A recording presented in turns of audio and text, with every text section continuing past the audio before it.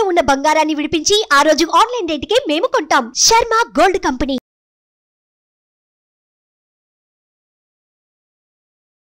నమస్తే, welcome to Suman TV. నేను మీ యామ్ని. మనకి ఆగస్టు 16 నుంచి 31 వరకు అసలు 12 రాశుల వారికి సంబంధించిన మంచి చెడు ఏ విధంగా ఉంటుంది, ఈ విషయాలు మనకి తెలియచేయడానికి ప్రముఖ జ్యోతిష పండితులు బ్రహ్మశ్రీ నందిబట్ల శ్రీహరి శర్మ గారు ఉన్నారు. గురుగారితో మాట్లాడి ఆ విషయాల గురించి అడిగి తెలుసుకుందాం. నమస్కారం గురుగారు. వాగర్థావివ సంపృక్తౌ వాగర్థ ప్రతిపత్తయే జగతః పితరౌ వందే పార్వతీ పరమేశ్వరౌ. సదాశివ సమారంభాం శంకరాచార్య మధ్యమాం అస్మదాచార్య పర్యంతం వందే గురు పరంపరాం. ఆదిత్యాయ చ సోమాయ మంగళాయ బుధాయ చ గురుశుక్ర శనిభ్యశ్చ రాహవే కేతవే నమః. శృంగేరి పీఠాధిపతులకి, కంచి పీఠాధిపతులకి నమస్కారములు తెలియజేసుకుంటూ కార్యక్రమాన్ని ప్రారంభిద్దాం. గురుగారు, ఇప్పుడు ఆగస్టు 16 నుంచి 31 వరకు అండి, అసలు సింహరాశి వారికి ఏ విధంగా ఉంటుంది? సింహరాశి వారికి 16వ తారీఖు నుంచి 31వ తారీఖు ఆగస్టు వరకు ఏ విధంగా ఉంటుందో తెలుసుకునే ముందు గ్రహ సంచారం తెలుసుకుందాం. రాశిలోని రవి, బుధ, శుక్రులు, అలాగే ద్వితీయమందు కేతువు, అష్టమందు రాహువు, సప్తమందు శని వక్రీకరించి, అలాగే దశమమందు గురు, కుజుల యొక్క పరిస్థితి గమనించుకున్నట్లయితే ఈ యొక్క 16వ తారీఖు నుంచి రాశి నాథుడైనటువంటి రవి యొక్క మార్పు ప్రధానంగా ఉండడం వల్ల గ్రహముల యొక్క అనుగ్రహము లేకపోవడము, ప్రతికూలతమైనటువంటి పరిస్థితులు పొందేటువంటి అవకాశం ఉంటుంది. ఏ విధంగా ఉంటుందనేటువంటి తెలుసుకునే ముందు ప్రధానంగా గమనించుకున్నట్లయితే బంధుమిత్రుల సహాయ సహకారాలు ఉన్నప్పటికీ కూడా వాళ్ళు మీకు అందుబాటులో ఉండకపోవడం, తద్వారా స్వయం కృషితో మీకు మీరే మీ పనులు చక్కబెట్టుకోవాల్సినటువంటి పరిస్థితి ఉంటుంది. వాహనాన్ని నడిపేటప్పుడు, అలాగే యంత్రములు, పనిముట్లతో పనిచేసేటువంటి వ్యక్తులు ఎవరైనప్పటికీ జాగ్రత్తలు పాటించండి. చిన్నపాటి ప్రమాదములు జరిగేటువంటి అవకాశాలు గోచరమవుతున్నాయి. ఆరోగ్యం పట్ల శ్రద్ధ వహించాల్సినటువంటి పరిస్థితి. అలాగే ముఖ్యంగా వివాహ సంబంధమైనటువంటి విషయంలో ఉన్నటువంటి వారికి వివాహ సంబంధాలు కుదిరే అవకాశం ఉంది కాబట్టి చక్కగా మీరు ప్రయత్నం చేయండి, మంచి శుభ ఫలితాలు పొందుతారని చెప్పవచ్చు. అలాగే రియల్ ఎస్టేట్ రంగంలో ఉన్నటువంటి వారు, ఎఫ్ఎంసీజీ రంగం, ఫుడ్కు సంబంధించినటువంటి వ్యాపారంలో ఉన్నటువంటి వారు కాస్త ఈ 16 రోజుల పాటు మెలకువలు పాటించండి. మేకవన్య పులులు మీ చుట్టుపక్కలనే ఉంటారు, వారిని గుర్తించడమే మీ బాధ్యతగా పెట్టుకోండి. ఎందుకంటే కొన్ని సమస్యలు వాడి వలన వచ్చే అవకాశాలు ఉంటున్నాయని చెప్పవచ్చు. ఇక ముఖ్యంగా వ్యాపార విస్తరణకు సంబంధించిన ప్రయత్నాలు చాలా మటుకు నిర్ణయాలు వాయిదా వేసుకోవడమే మేలని విషయాన్ని గమనించుకోవాలి. ముందుంది మంచి రోజులుగా భావన చేసుకుంటూ ప్రధానమైనటువంటి నిర్ణయాలు మీరు తీసుకోకపోవడమే మేలనేటువంటి విషయాన్ని గమనించుకోవాలి. అలాగే కుటుంబంలో ఉన్నటువంటి దాంపత్య సమస్యలు తొలగిపోతాయి. అందరితో ఆహ్లాదంగా, లౌక్యముగా మాట్లాడే విధానంగా మీరు ప్రయత్నం చేసుకోండి.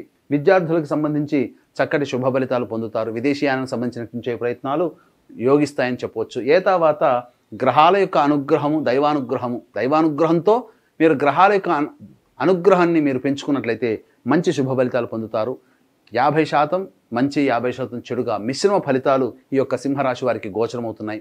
ఏది ఏమైనా మొక్కవని ధైర్యంతో, గ్రహాల యొక్క అనుగ్రహం సంపూర్ణంగా లేని కారణం చేత మీ పనులు మీరే చక్కబెట్టుకోవాలి తప్ప ఇతరుల సహాయ సహకారాలు ఆశించకుండా ఉండడమే మేలనేటువంటి విషయాన్ని గమనించుకోవాలి.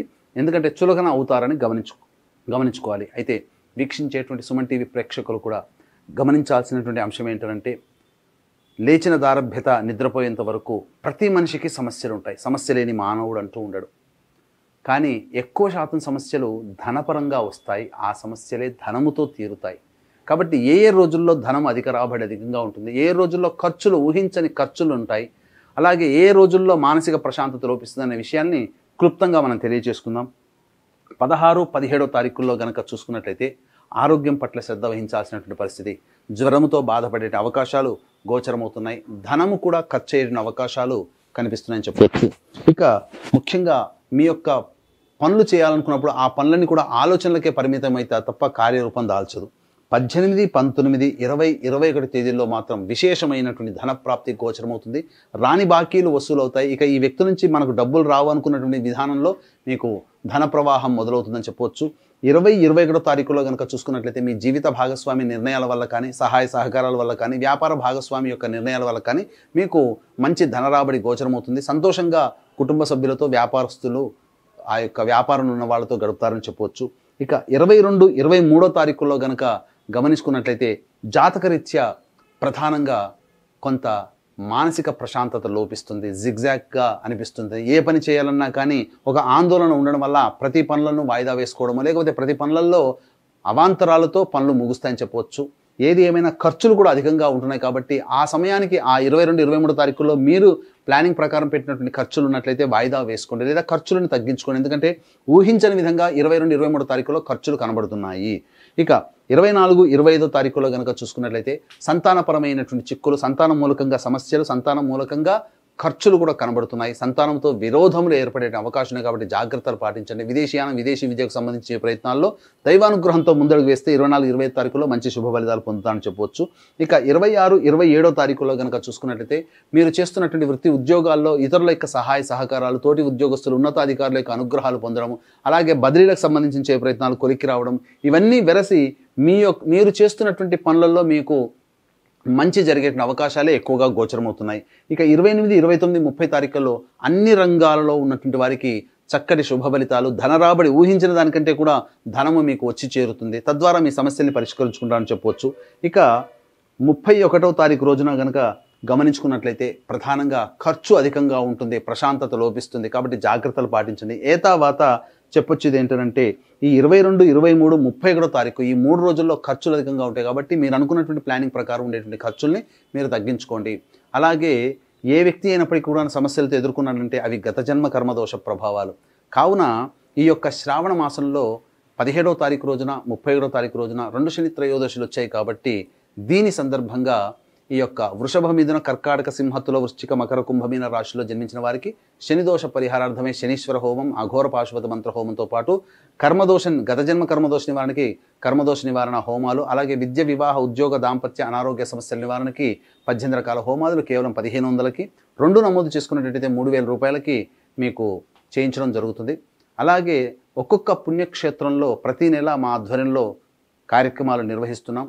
కాబట్టి సంవత్సరం పొడుగుతా మీ యొక్క కుటుంబ సభ్యుల గోతనామాదులు నమోదు చేసుకోవచ్చు.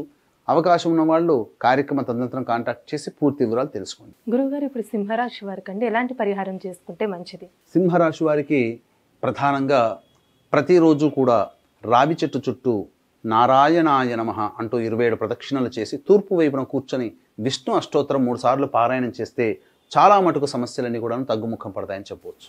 గురుగారు, ఇప్పుడు ఆగస్టు 16 నుంచి 31 వరకు అండి అసలు సింహరాశి వారికి ఏ విధంగా ఉంటుంది, ఎలాంటి పరిహారం చేసుకోవాలి, ఈ విషయాలు మాకు తెలియజేసినందుకు ధన్యవాదాలండి. సర్వం శ్రీ ఉమామహేశ్వర పరబ్రహ్మార్పణమస్తు. సుమన్ టీవీలో మీ పర్సనల్ అండ్ బిజినెస్ ప్రమోషన్స్ కోసం కింది నెంబర్కి కాంటాక్ట్ చేయండి.